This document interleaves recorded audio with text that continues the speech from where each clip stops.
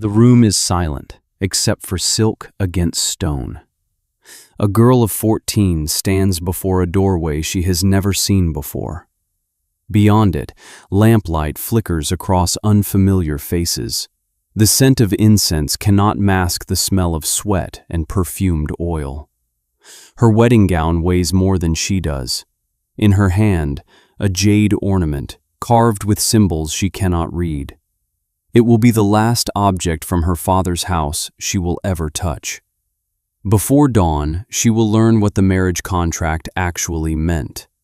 Before dawn, witnesses will confirm what no document ever stated plainly. This is the story history rewrote as romance. This is what happened when women became the currency of empires. Now, let us go back to the beginning. If you're interested in the hidden mechanisms behind historical narratives, consider subscribing. Every royal marriage began the same way, not with love, but with a ledger. Diplomats exchanged letters detailing bloodlines, fertility records, dowry inventories. The bride's body was assessed like agricultural land, her childbearing years calculated, her family alliances mapped. Chinese Tang Dynasty records show marriage negotiations that lasted longer than some wars. Byzantine contracts specified the number of sons required. Ottoman documents listed the bride's medical history alongside her father's military contributions. The girl herself was rarely consulted. In most cases, she learned of her engagement weeks or months after the agreement was finalized. European archives contain letters from noblewomen who first heard their fate from servants. Japanese chronicles mention brides who were shown portraits of their future husbands only days before departure. One Mughal record notes a princess who was told during a festival. She was 12. What the contracts never mentioned was the journey. The distance between her father's palace and her husband's could span months. Aztec brides traveled through territories their fathers had conquered. Their wedding processions moved through villages still burying their dead. Korean princesses crossed mountains in closed palanquins, unable to see the landscape changing around them. They were instructed not to look outside. The world between their old life and their new one was not meant for their eyes. The crossing was symbolic. With each mile, pieces of her former identity were stripped away. Attendants from her father's house were dismissed at provincial borders.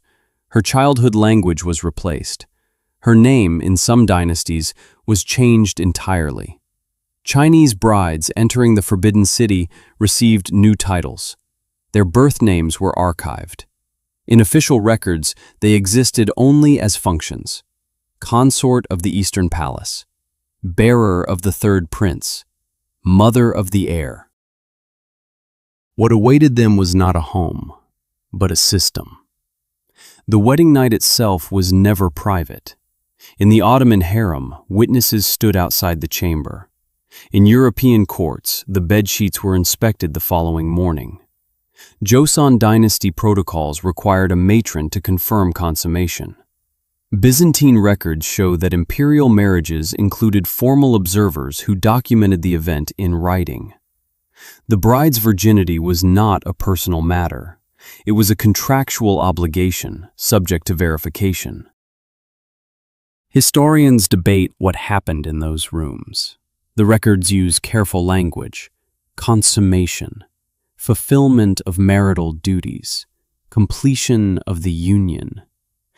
But palace letters hint at what the formal documents concealed. A Safavid physician's note mentions treating a young bride for injuries consistent with force. A Habsburg diary entry describes a princess who refused to leave her chamber for 3 days. A Ming Dynasty memorial delicately refers to a consort who required encouragement to accept her responsibilities. What happened in that room was documented, verified, archived. After the wedding night, the surveillance never ended. It simply became institutional.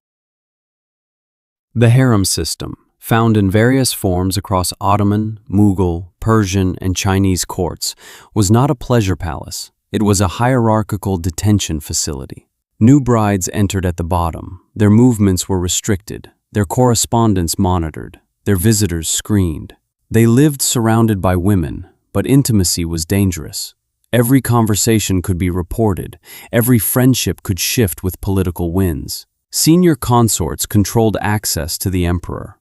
They decided who was presented, when, and in what condition. Beauty was cultivated like a weapon. Girls were trained in music, poetry, seduction. But the training had a purpose.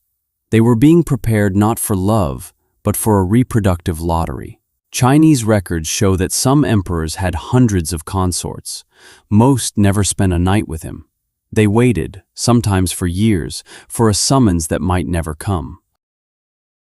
Those who did conceive entered a different kind of captivity. Pregnancy made them valuable. It also made them vulnerable. Palace physicians monitored their diet, their sleep, their emotional state. Servants recorded their symptoms. Astrologers calculated auspicious dates. If the child was male, the mother's status could rise. If female, she remained where she was. If she miscarried, she was investigated. Had she been careless? Had she been poisoned? Had she done it deliberately? The questions were not abstract. In the Forbidden City, suspected miscarriages triggered formal inquiries. Women were interrogated. Servants were tortured for information. One Tang Dynasty archive contains testimony from a maid who was beaten for 3 days because her mistress lost a pregnancy. The maid confessed to nothing, because there was nothing to confess. The consort had simply miscarried. But someone had to be blamed. Those who successfully bore sons discovered that motherhood brought no relief. It brought competition. The palace now had multiple heirs, and only one could inherit. Every prince was a potential successor. Every mother became a strategist. The women who had once been strangers, brought from distant kingdoms to serve the same husband, now fought quiet wars over their children's futures. They formed alliances. They traded information. They destroyed each other using the only weapons available to them: rumor, poison, influence over eunuchs and officials. Byzantine sources describe palace purges following succession disputes. Women disappeared. Some were sent to convents, others to remote estates. The official language was always gentle. Retired for reasons of health. Relocated for spiritual contemplation. But the letters that survive tell different stories. A former empress writing from a monastery, forbidden to use her own name. A concubine's desperate plea to her brother, smuggled out by a sympathetic servant. She was not heard from again. The power structure ensured that women fought women. Husbands remained distant. Emperors, kings, sultans moved through the system, sampling and discarding. But the women who served them turned on each other. It was efficient. The dynasty needed heirs, but it also needed the harem to police itself. The cruelest enforcers were often senior consorts who had survived the same system. They knew how it worked. They knew there was no way out except up. And here is where the structure reveals itself fully. This was not chaos. This was design. The harem, the isolation, the competition, the constant surveillance. It was a mechanism of control dressed in silk and ceremony. Rulers did not need to manage these women directly. The system managed them. It redirected their intelligence, their ambition, their desperation inward. It kept them fighting each other instead of questioning why they were there at all. Later chronicles would describe devoted wives, loyal consorts, women who sacrificed everything for love. But the administrative records tell a different story. They show quotas, rotations, replacements. They show women catalogued by age and fertility. They show notes in margins, past usefulness, suitable for reassignment, to be transferred. When a ruler died, his consorts faced a choice that was not a choice. In some dynasties, they were expected to join him. Chinese historical texts describe widows who voluntarily followed their husbands into death. The word voluntary appears frequently. So do descriptions of the ceremonies, the white mourning garments, the final prayers, the silk cord. These deaths were praised as ultimate devotion. They were memorialized in poetry. But Jesuit missionaries in Ming China wrote different accounts. They described women who resisted, who were drugged, who were forcibly dressed and carried to the funeral platform. These letters were not published in official histories. They circulated privately, among priests who were disturbed by what they witnessed, but powerless to intervene. Those consorts who were not required to die faced different fates. Some entered convents or temple life. Others were sent to remote palaces, essentially under house arrest. They lived on pensions, their children taken to be raised elsewhere. Ottoman records show former consorts who spent decades in luxurious confinement, never allowed to remarry, never permitted to leave palace grounds. Their existence bureaucratically maintained, but socially erased. Their names were not forgotten. They were rewritten. Official histories praised their virtue, their sacrifice, their silent endurance. What actually happened to them became irrelevant. The narrative required devoted women, so devoted women were produced in text, even when the reality was imprisonment, coercion, survival. Some women tried to resist. The records are sparse, but they exist. A Mughal chronicle mentions a princess who refused to consummate her marriage and was confined to her quarters for 2 years. European sources describe noblewomen who attempted to flee before their weddings. Most were caught. Those who succeeded disappeared from official records entirely, which means we only know about the ones who failed. But resistance was not the only path. There were women who learned to navigate the system, who became powers themselves. Byzantine Empress Theodora, China's Wu Zetian. These names survive because they seized control. But for every woman who rose, thousands disappeared into the mechanism. They bore children, they waited, they obeyed. And when they were no longer useful, they were transferred to the margins of palace life, alive but archived. The cruelty was not random violence. It was structural, built into law, ritual, architecture. The high walls were not just physical barriers, they were legal ones. Women could not inherit in their own right, could not divorce, could not control their own children, could not leave. Constant brutalization was unnecessary. Removing all alternatives was enough. What remained was compliance. Not because these women were weak, but because rebellion meant death or worse. They performed, they smiled, they wrote poetry about their devotion. They trained their daughters to do the same. Performance was rewarded with survival, better treatment, occasional access to their children. The ones who played the role convincingly lived longer. Archaeological evidence fills in what documents omit. Excavations of palace quarters reveal cramped living spaces, lack of privacy, rudimentary sanitation despite outward luxury. Skeletal remains show malnutrition, stress fractures, signs of repeated pregnancies. One study of Ottoman imperial tombs found evidence of arsenic poisoning in multiple consorts from the same period. The cause was never officially investigated. Officially, they died of illness. The most chilling artifacts are personal. Letters hidden in walls, messages carved into furniture where they would not be easily seen. A jade hairpin found in a sealed room with scratches on the back. Someone had tried to write something with it. The characters are barely legible, worn down by whoever tried to erase them later. What we know is incomplete. Palace fires destroyed records. Dynasties rewrote their own histories. Descendants had reasons to suppress unflattering details. But what remains is enough. Enough to see the pattern. Enough to understand that this was not aberration. It was policy.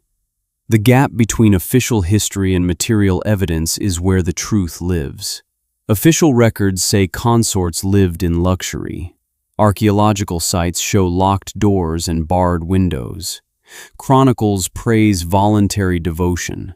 Private letters mention fear, coercion, survival strategies. The system produced two versions of the same events, one for public consumption, one that was lived. Even the language was controlled.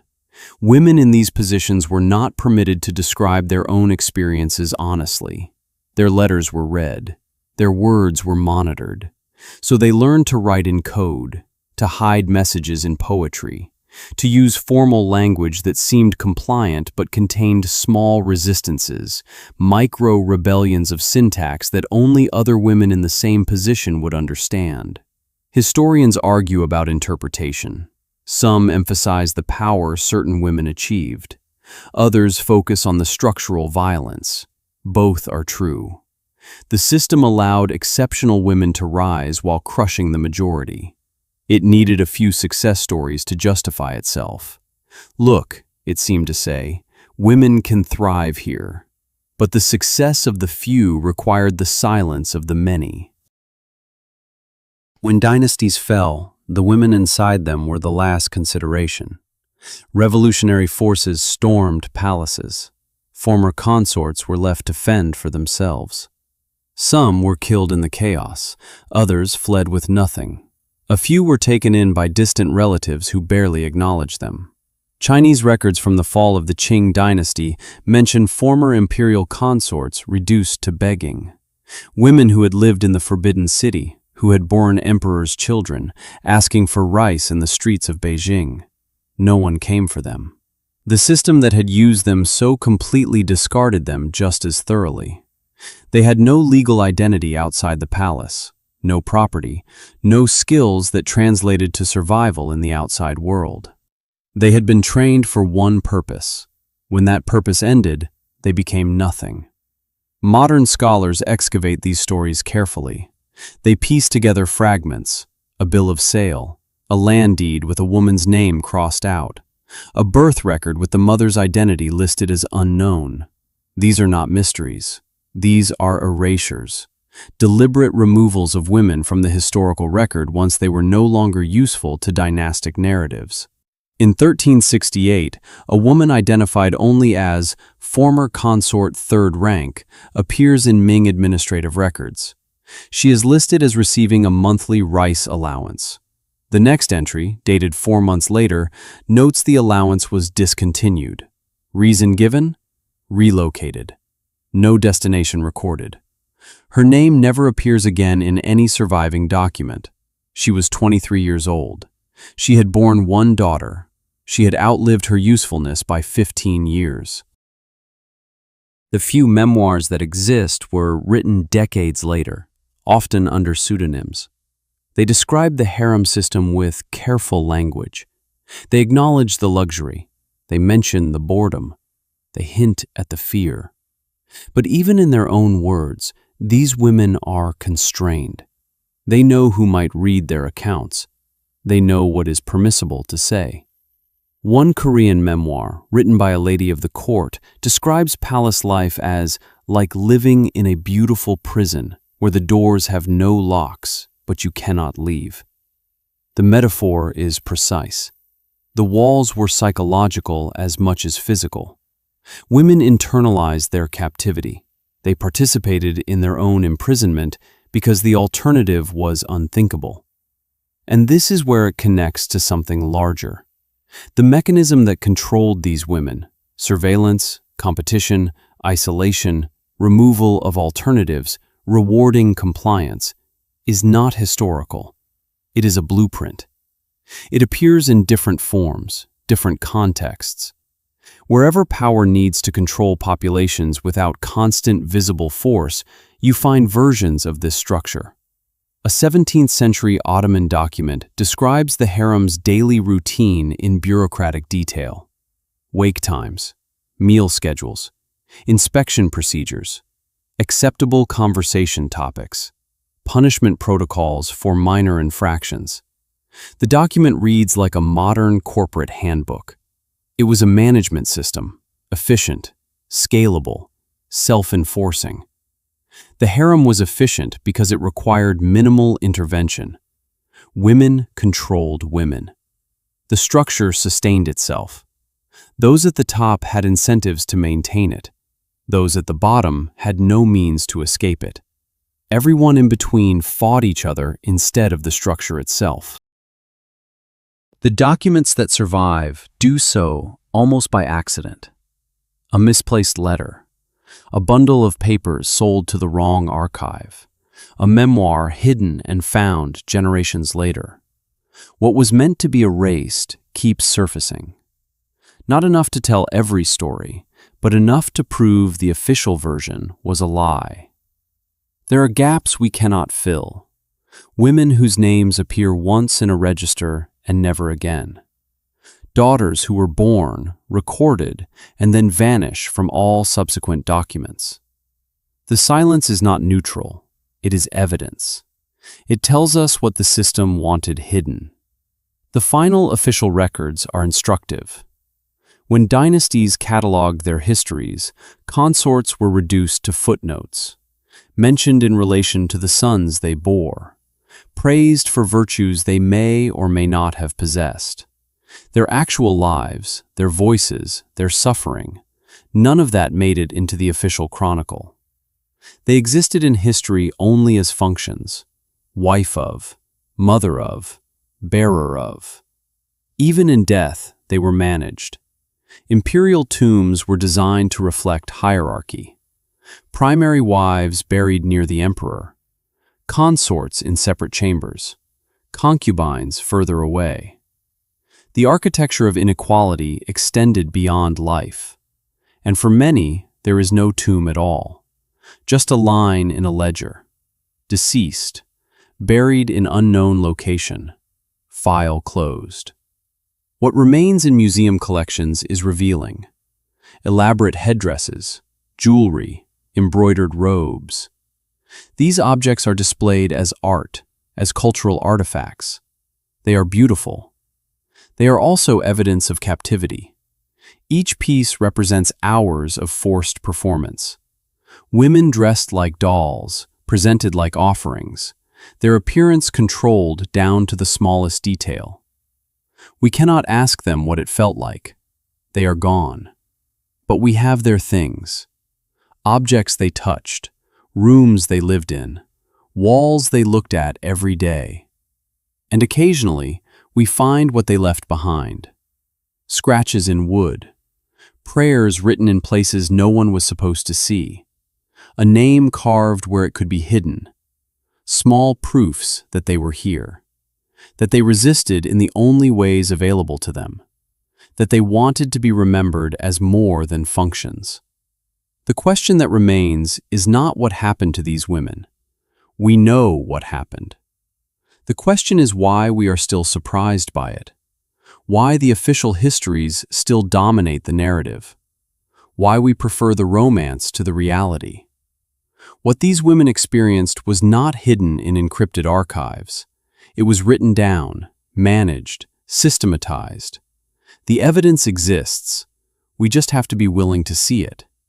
And when we do, we have to ask what systems today operate on similar principles.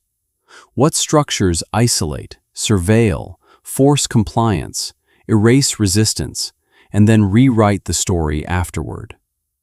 Where do we see populations turned against themselves while the mechanism that controls them remains invisible? Where do we see people locked in beautiful rooms, told they are privileged, and given no alternative but to perform? The women married into ruling dynasties are not distant historical figures. They are documentation, proof that this method works. that you can control human beings completely without constant visible violence, that you can make people complicit in their own captivity, that you can erase their voices and replace them with narratives of willing sacrifice, and that centuries later, people will believe the official story unless they look closely at what was actually written down. The records are there. The gaps are there. The truth is in both.